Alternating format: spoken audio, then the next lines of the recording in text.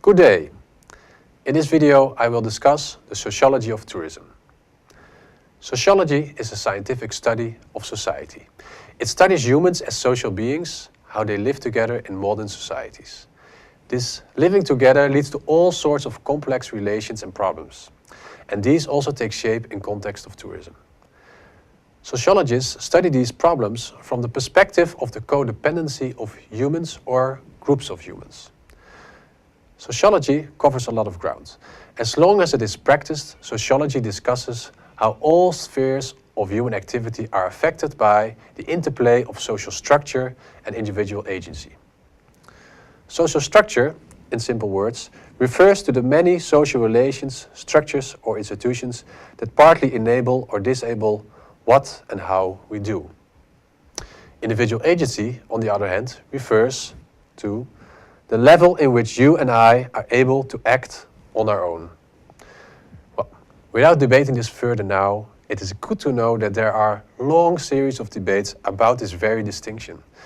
Different sociologists will have different opinions on what has most influence on the steering of human activities in society.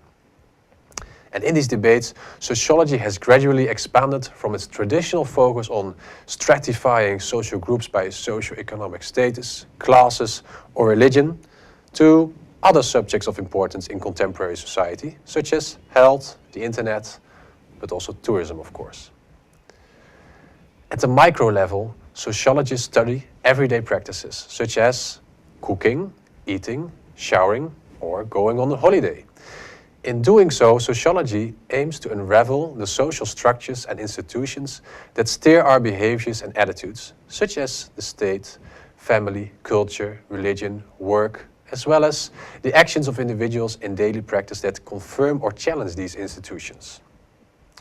At the macro level, sociologists study complex global relations, institutions and networks, for example in food, politics, energy, water provision and tourism. Such social phenomena may be taken for granted by people. Yet this is where sociological thinking comes in play by forming a critical attitude towards these phenomena. Tourism is in fact an important societal phenomenon on an increasing scale and significance for people across the world. Sociologists use different theories and perspectives to study tourism. Again, at the micro scale, sociologists like Eric Cohen have been defining different typologies of tourists, from independent explorers to organized mass tourists. Further, a key ongoing debate in the sociology of tourism relates to the role of authentic and staged experiences, the visual nature of tourist experiences, or the so-called performative nature of these experiences.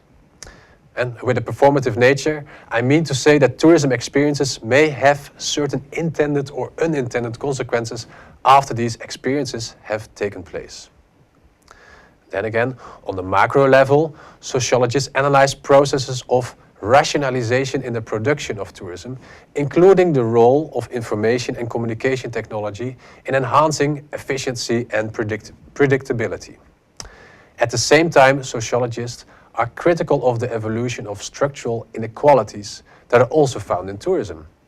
For instance, think of the role of neoliberalism as a hegemonic force at play in tourism. Finally, in recent years, sociologists have conceived tourism as one of those many mobilities performed today. They argue that mobility has become a key attribute of our lives in the 21st century.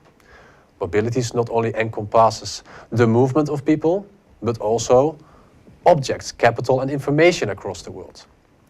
According to Hannam and Knox, considering how tourism relates to all other possible forms of mobility allows us to think more carefully about how people, ideas and objects either move or stay put, but also how these people, ideas and objects interact with each other. This then highlights that tourism developments should never be considered in isolation. I hope that you now have a general idea about the focus of sociology when it comes to tourism. The sociology of tourism helps us to understand how tourism developments are subject to multiple and changing relations of people, but also of people, objects and ideas. These relationships can be observed on a micro scale, but also on a macro scale. All with the aim to discuss various societal phenomena by using a critical attitude that does not take these things for granted.